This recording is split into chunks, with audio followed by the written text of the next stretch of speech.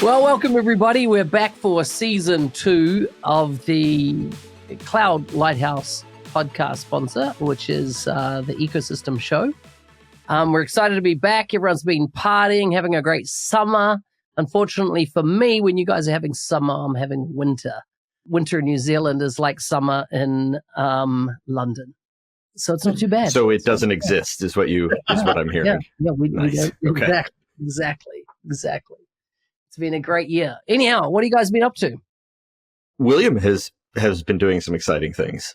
They've been so exciting that I can't remember what I've done because it's just been a lot of going to festivals. Went to Sigit in Budapest, which is first time I've been to a festival of that size. It's 450,000 people go through it in the 6 days, so it's double the size of Glastonbury, and it was insane. But the thing that really struck me, and this is showing my age, was I didn't have to once queue for the toilet or queue for a drink. And that's what I was more impressed by than anything else.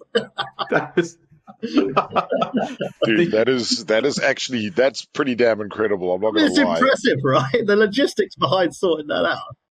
Yeah, because when you're in the UK, it's like they purposely make you queue because I think we just love a queue in England. It's a hobby. Oh, the Brits love a queue. Yeah, it's yes. like, oh shit, there's a queue.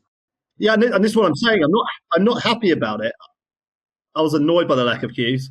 Yeah, I'm sorry. Yeah, dude. I was wondering that's sort of where I was going with this question. It's like, were you angry that you didn't have to stand in a line and wait for something? Fuming.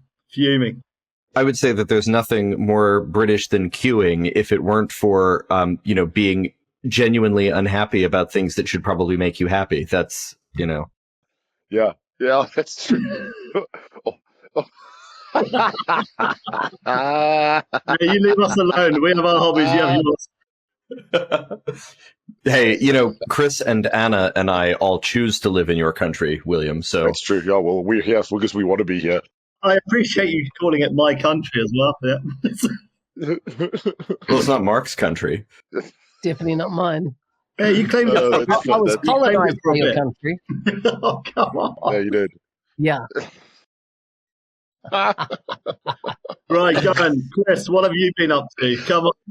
And we're back for season 2. Yep. Let's start the new season strong. And of course, there's been some, we're into a new FY with Microsoft, FY25. So they've made all their announcements. I hear pretty strongly that Microsoft is no longer a software company. They're an AI company. Yes. And that is pretty much how they are thinking about themselves internally as an AI company. So I assume that means everybody's scorecard's going to have AI in it.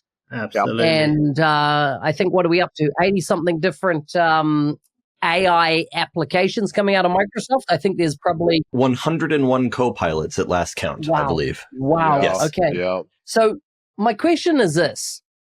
If you're a seller inside Microsoft, how do you go to the customer and talk about AI when you have got such a conflict in understanding what are you talking about? Yeah, this is actually a problem, right? Because I'm experiencing this now. So somebody came to do. I was being interviewed by some sort of a magazine or press company or whatever, and they're like, "Oh, he's very important." No, I'm not important.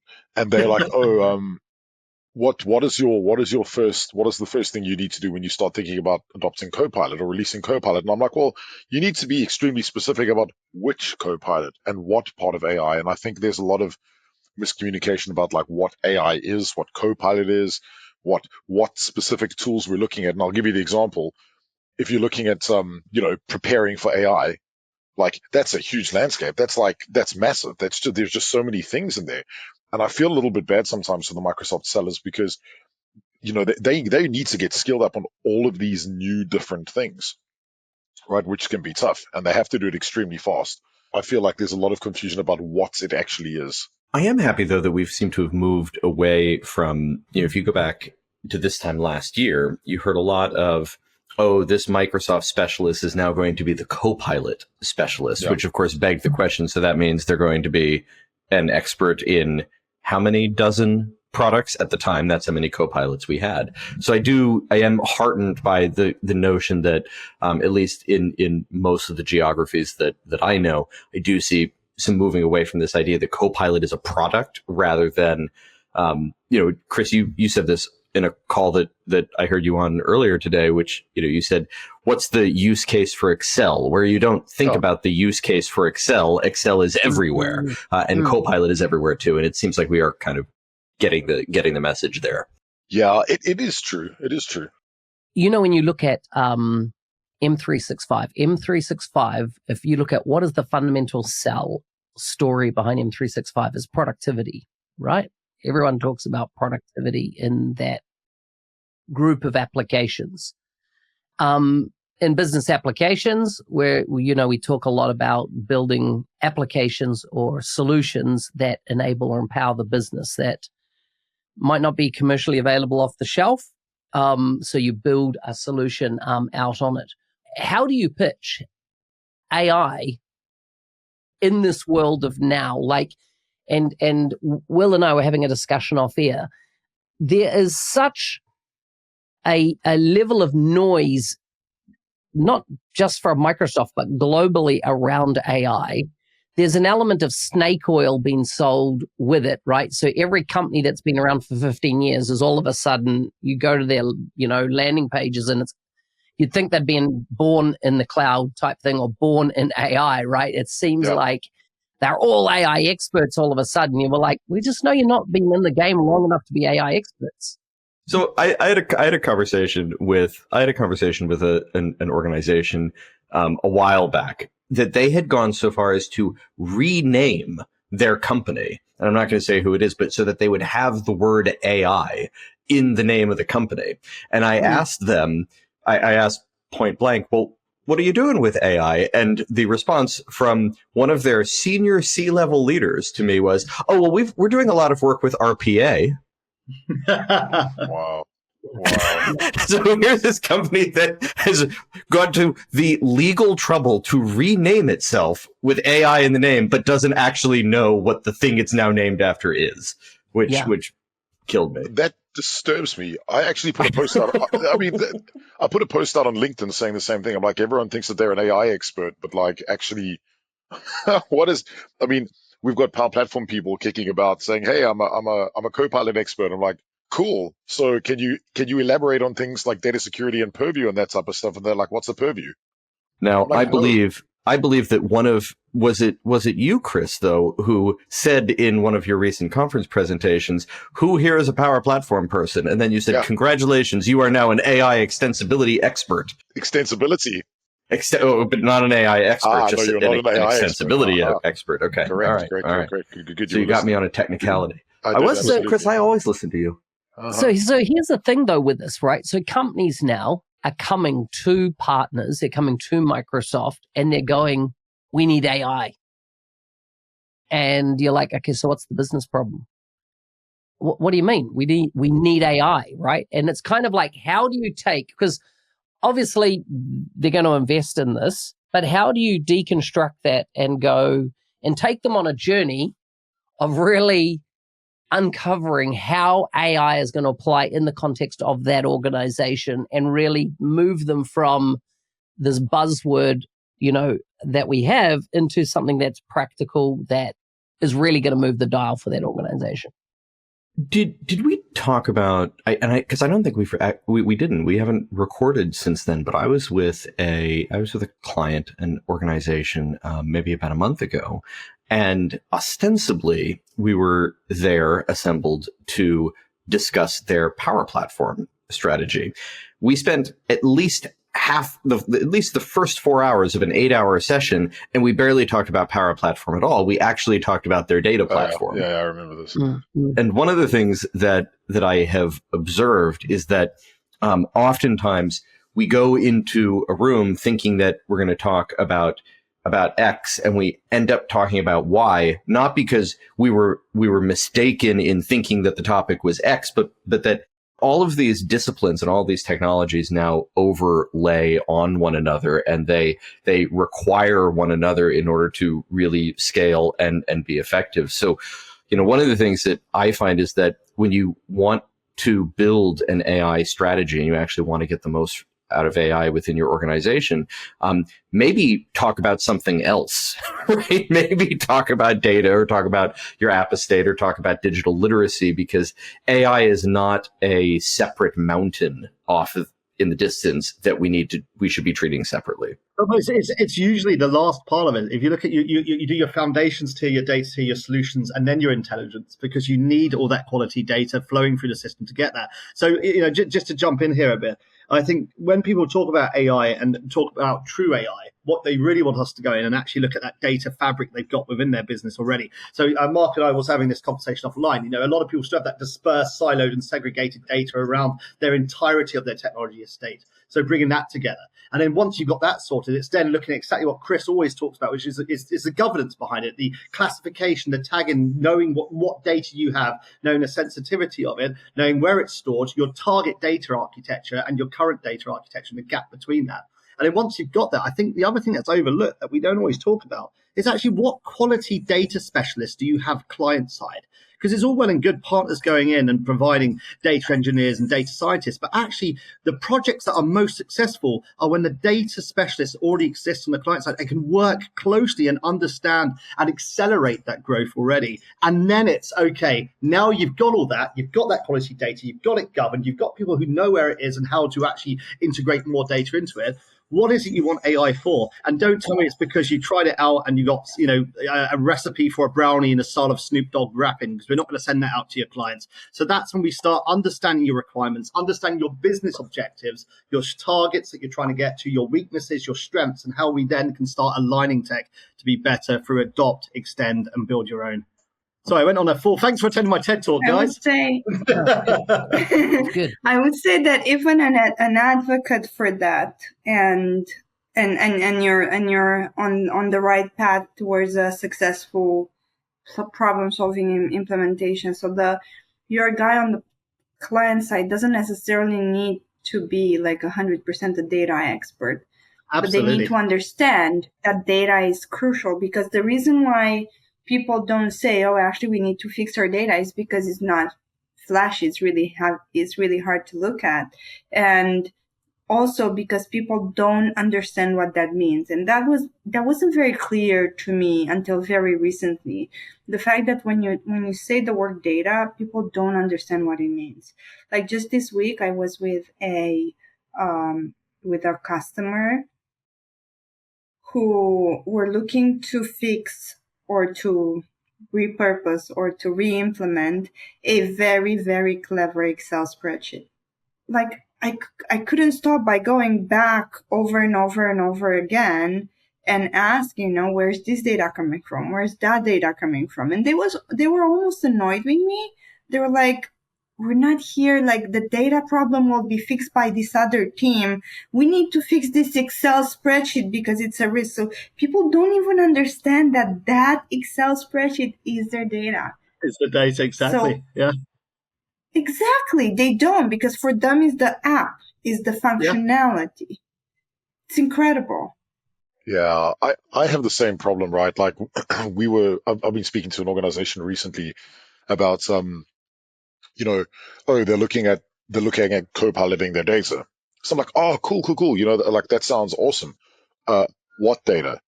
And they're like, oh no, we're going to be doing like this data source, that data source. And I'm like, okay, but you are aware that tools like Microsoft 365 Copilot are actually focused on, using mainly unstructured data, right? Like that's where it looks. So people think data and they think like a database, right? But actually unstructured data is really the problem that you've got to worry about here, because, organizations without the right retention policies, without the right rules, without the right data loss prevention, without the right file labeling and things like that, unstructured data is far easier to proliferate across the business and cause hallucination with AI. So like, for me, when I think about data, I've had to educate myself backwards and say, no, Chris, it's not just structured data inside a database. Actually, semi-structured data, unstructured data, interaction dates, all that type of thing lives across your ecosystem. I mean, look at the graph. Look at all the information that you get from the graph, right? That's still data. So when you munge those layers of data together, what happens? And I believe personally that this is the first time, I think, in history in tech, really, we've been able to take unstructured data, structured data, and that interactive type graph data and weld them together. Yep. And that's the power. That is super interesting what you're saying, and especially the interaction data. I never even thought about that. And in theory, this is what we do, right?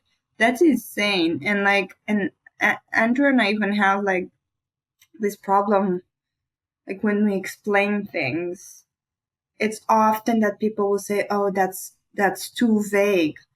People want to know exactly how to do things. Like concepts are so complex and remote that's why they're saying we want to do AI, because they can easily get on like ChatGPT and ask it something and it does they want to know how to do something. They're not interested in concepts. Concepts are hard.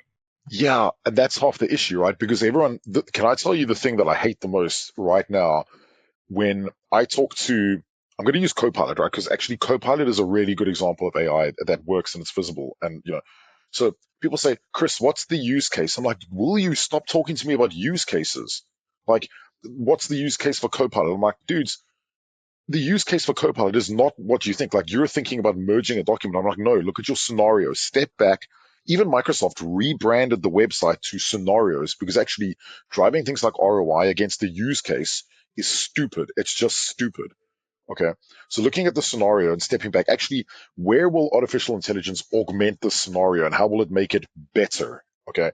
And actually, that's how you do it, right? And I'm glad you brought that up, because what you will start seeing with the agentification of Copilot with GPT-5, okay, you will step back because agents will remove people from the equation in a lot of aspects, right? They will become observers. So when you step back and you plug in that agent framework into like a job role, you say, where can I use AI in this scenario? And I think that's what's gearing up that's what we're being geared up for now. And agents will then look at many types of data, not just a type of data. So that's what I've been learning. It's wild. Okay, I'm done on my rant. No, it's good. We're all taking turns to do monologues here, and I'm enjoying it. Yeah. Dude, it's just, you know what it is, man. It's like I get very passionate about this shit because I'm seeing it live in front of me with companies, and I'm seeing the mistakes, Absolutely. and I'm making mistakes. Yeah, so I'm learning. I think agents is interesting in that we're hearing a lot of talk about agents coming, and it's that whole thing, how far down that path or how far away are we from things? Because November. agents I see November. is going to have massive impact. But then I'm also like, man, there's so much still needs doing before we can get to that, level. But then, some of the more recent stuff I'm reading in AI is that some of the speed that some of the stuff's potentially coming at is going to just really, people are going to go, shit, what just happened? Well, it's funny you mentioned that. Chris and I locked ourselves away yesterday working on a bit of a project that we won't say too much about, but when it comes to organizations getting ready for AI, we will have more to share in Las Vegas in about a month's time. Nice. That's my teaser. Yeah, it's pretty Are wild. you saying right? that's the next conference season starting? Yes, conferences. The new conference season. Well, really, it was that the new conference season was waiting on the season 2 of the ecosystem show to get underway. Oh, I thought you were gonna say it was waiting on the new season of Love is Blind. Oh, well, I mean, Love is Blind UK premiered recently, and Anna and I have been saving it, but I think tonight might be the night. We cannot wait. Like, we think it should be premiered at the same time. Listen, let's be clear. It's not that great. Have you watched? No. Mark has watched it. Do you watch Love Island as well? I saw the US version. I saw the US version, and everyone was like, the UK version is so much better. It's the same thing with different accents. There's no difference. It's crap. Chris was really into Love is Blind South Africa. It's about true love. Everything in life is about true love. It's not about true love. It's about television and entertainment. It's awful. I was shocked you guys watched that. It's just horrible. It's cringy. William, there's just something about consuming like thoughtless, trashy television while drinking a bottle of champagne. Exactly. No. Like, Okay, so if you're introducing champagne and say invite me round, because I'm more than happy to join in on that one now. That changes the game a bit. yeah. So when he said season, it was either Love Is Blind or Bridgerton for me. You're That's where I combining like roll. two of the worst things in the world: champagne Well- and Love Is well- Blind. Oh, Chris, come on. that Have you is- had what's the best champagne you've had, Chris? Mate, I don't even know, but I know it was terrible. Out of a shoe. Oh, man. Good day, Champagne's good amazing. day, good day to you, sir. I'm just taking jabs. I'm trying to Good get day at it to you, to throw sir. something. So okay, all right. So we've got a new season of the show. We've got a of whichever show it is that you watch. Though I presume that most folks are most excited about the new season of the Ecosystem show. Yes. We've got a new conference season. We have a new year with Microsoft. What are I want to know from around the room here, what are the, one or a couple things that you are most excited about or that you are most intrigued by in Microsoft land coming up? I'll tell you what I'm most frustrated about. Most frustrated? Yeah, we're going to put on at the Vegas conference, right? The Power Platform conference. Mark is super pissed about this. We were going to put on a happy hour where we could invite friends, etc., to it. We expected to get about 100 to 200 friends to our happy hour event on one of the evenings. It's funny how many more friends you have when you're throwing a happy hour. Yeah, and so the MGM Grand said, well, we have to check with the conference if they're allowing you to have this side session. I'm like, I just want to book a room, want to book a DJ, want to book some hors d'oeuvres, some drinks. It's a side, it's not on the conference organizers came back and hard denied us. Really? And so MGM Grand said, our hands are tied. We can't give you the facilities. That's wild. I'm always shocked at how difficult people make it to give them money. Blows my mind. But what am I excited about? I'll tell you what, I'm excited about AI. And why I'm excited about AI. And We need more, Mark. We need more details. I have been prompting probably over 100 prompts a day now for the last 2 to 3 weeks. And I tell you what, I thought I was good at prompting 3 months ago, and now I'm like... Mark's hitting the gym for his prompts. It's prompted so hard, man. How much do you prompt? My prompting game my prompts are essays long in length. That's the starting prompt I have. And see, Andrew, I noticed you were like, what the... And that's the thing is, man, when you really get into prompting and really understand how this conversation can work with AI, it's a lot more than just a single line question backwards and forwards. The intelligence that you can get out is off the Richter scale amazing. And so what I'm obviously doing is a RAG type process with that. That's just amazing the results that is possible. Hey, no judgment, Mark, from one overly verbose fellow to another. Knock yourself out with your essay-long prompts. Yeah, it's amazing. I've got a prompt library now. That is very cool. I'm actually quite jealous. That's nerdy. That's amazing. And do you know what's amazing? What's amazing is that you guys do this, and then you're wondering why all organizations just want to use AI and they don't know what for. Because it's fun. It is. Yeah. Because it's the funnest thing technology has ever had, and everybody's got access to it. Of course, they don't care about their unstructured data.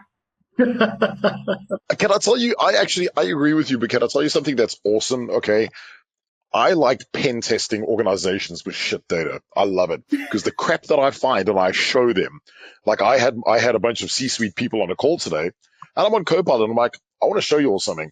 So I started asking Copilot about their salaries and stuff. Their faces, when I started doing that, they were freaking. The stuff I know how to find just because I have access to AI, let me tell you something. I'm becoming a rock solid red teamer with this stuff. And I love it.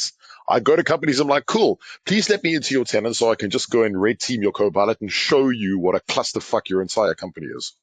Chris, would you classify yourself now as a chaos engineer? Oh, hell yeah. Yeah. So you know that chaos engineering is a whole specific category, right? There is, yeah. It's a thing.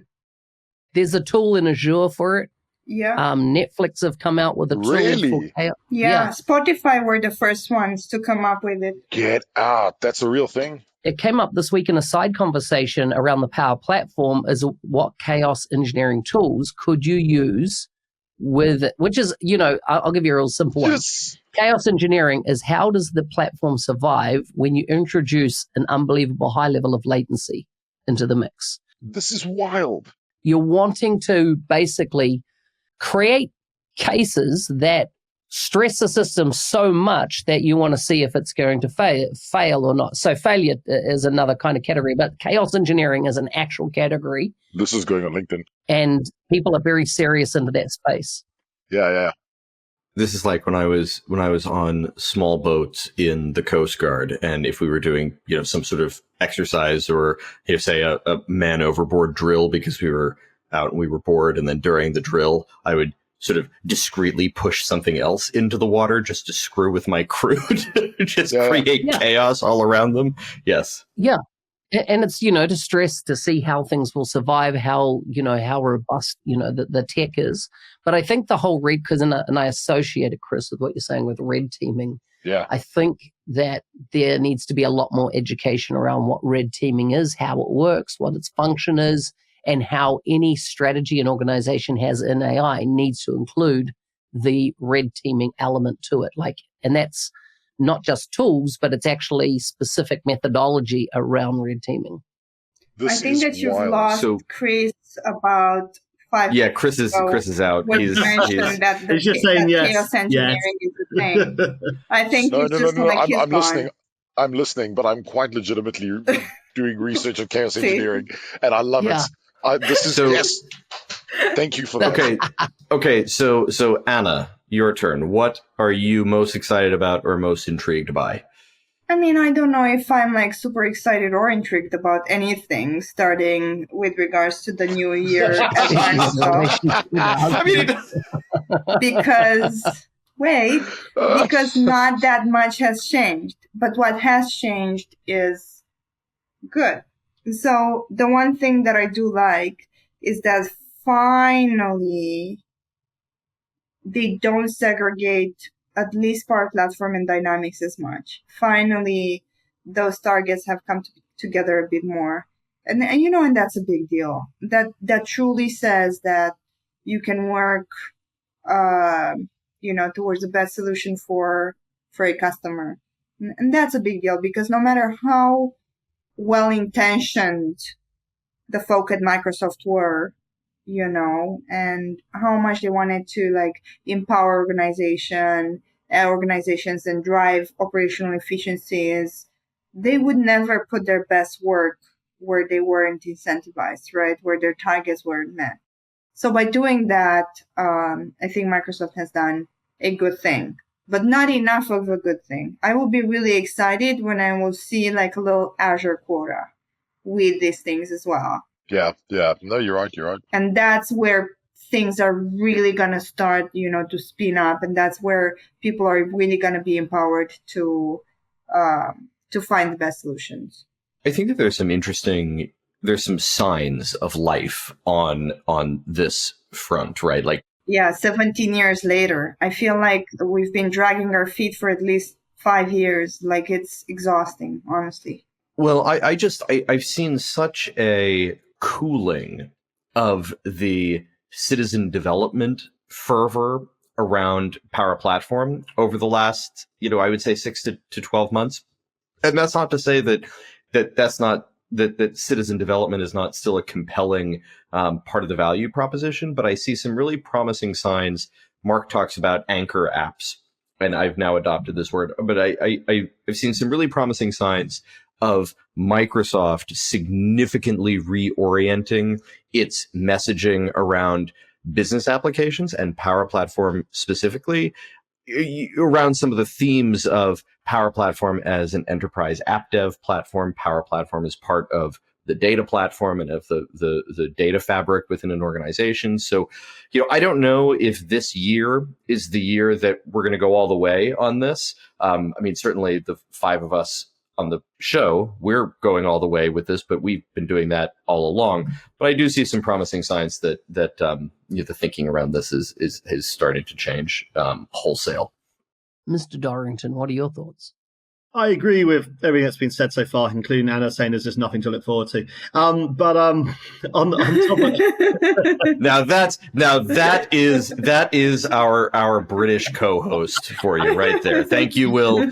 Thank you, Will, for living up to your cultural stereotype. No, you are most welcome. So, but one thing that I don't think we talk about enough is that of process mining. We talk about finding clear objectives. We talk about finding inefficiencies and going in. But I still think process mining, especially within the realm of Microsoft partners, is so underserved that no one's really cracked it yet to look at actually how discover those inefficiencies in organizational wide processes, actually understand how they're really using their systems, their ERPs, their CRMs, their back office, side office, front office, and then looking to plug them.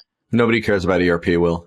Nobody cares. Nobody cares about ERP. Yeah, well, there's someone out there that does. It used to be me, but even I don't anymore. But and then plugging those gaps with RPA, DPA, AI, etc. I think it is going to be something that we really do need to crack better, because I'm seeing an absolute surge of process mining companies in the wild, and I'm getting a lot of clients using it, and it's something that I'm going to be focusing energy on. And the other thing, and just to do a small shout out, it's just the Scottish Summit is coming up. Absolutely love that event. It's just around the corner in Aberdeen. I'm really looking forward to getting back out there and exploring that event as well. So I think they're the two key things for me in the near future. Mark? Yeah. As in, I've already gave mine at the start, right? It's written. Oh yeah, Mark already did. Chris, what are you most excited about? I'm most excited about chaos engineering.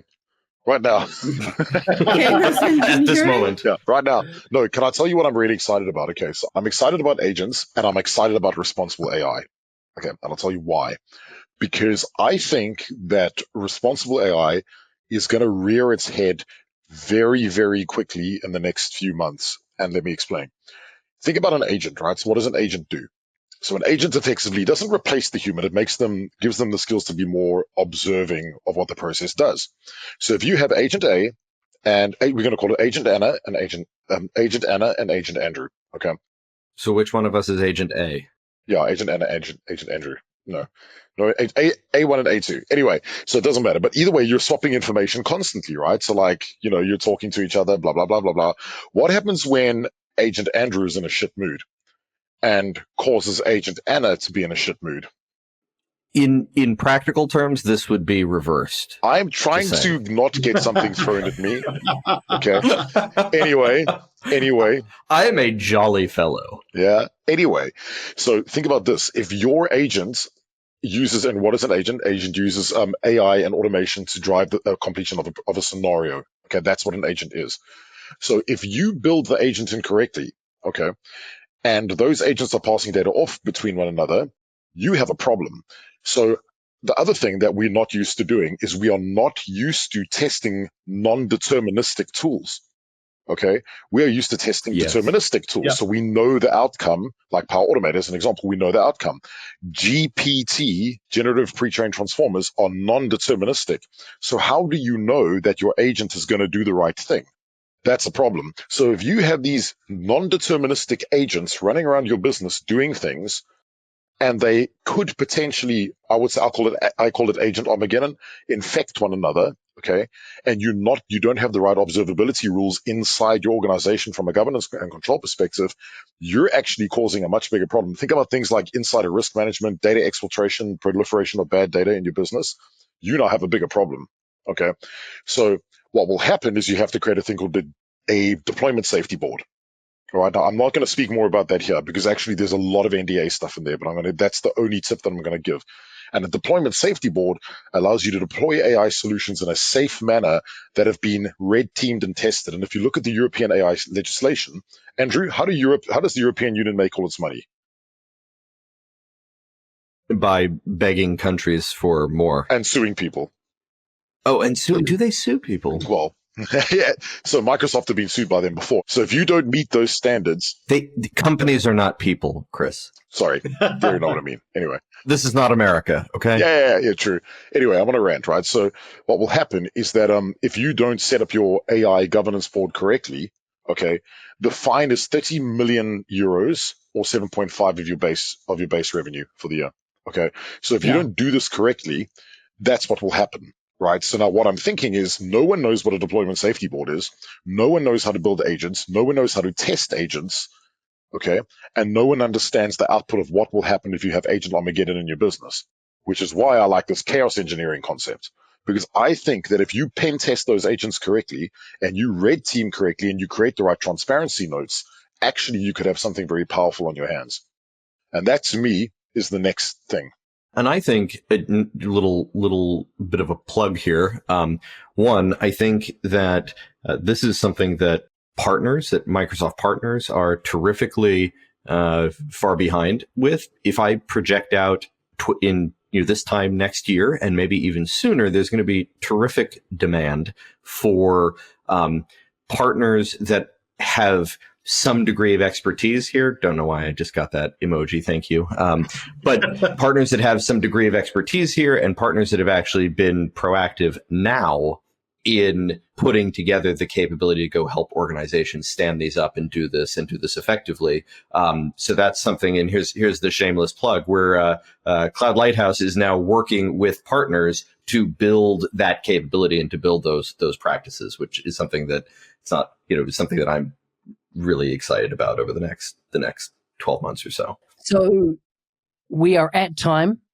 So I'll just probably take the wrap out sequence here. Number one, Cloud Lighthouse did release their labs capability this last week. And that means if you are in a position that you need an idea brought to reality, but you don't want to go to a traditional partner, you want to sweat test an idea and validate it back to the business without any forward motion after that point, check out the labs offering. The second thing I just want to bring to your attention, Andrew and Anna have written an amazing course around ecosystems and how you really can get into ecosystem development. It's about a 7-module course that will be released in the next 6 weeks publicly as a self-paced training course. So we intend to release that at Vegas, that conference. So that'll be there for you. So great opportunity as we educate the community. We're looking forward to the season ahead. There's so much to cover and discuss. Hopefully you've all gone out and got your 5 strawberries this week and are excited about the implications of eating those and what that's going to mean for us all going forward. This is just, I love, this is how Mark gets results out of his business partners, is that he announces on a podcast that something is going to be ready in 6 weeks. There it is. That's it. Buy yourself some motivation, right? Buy yourself some commitment. Yes, that's what I lack, Mark. Thank you. Send us your questions. We're keen to get feedback from you. Do we need to start a WhatsApp group for the ecosystems where anybody can ask their question and we just check it out? Maybe we'll set that up in the week ahead, and we will have a WhatsApp segment, which is questions that you want us to answer. It's what we need, Mark. It's what we need in our life, is another WhatsApp group. More WhatsApp groups. Mark is just throwing down the gauntlet all over the place here. Deadlines and WhatsApp groups. Or Teams channels. Let's get them all in. Yeah. Ciao. Later. Ciao. Bye, guys. Later.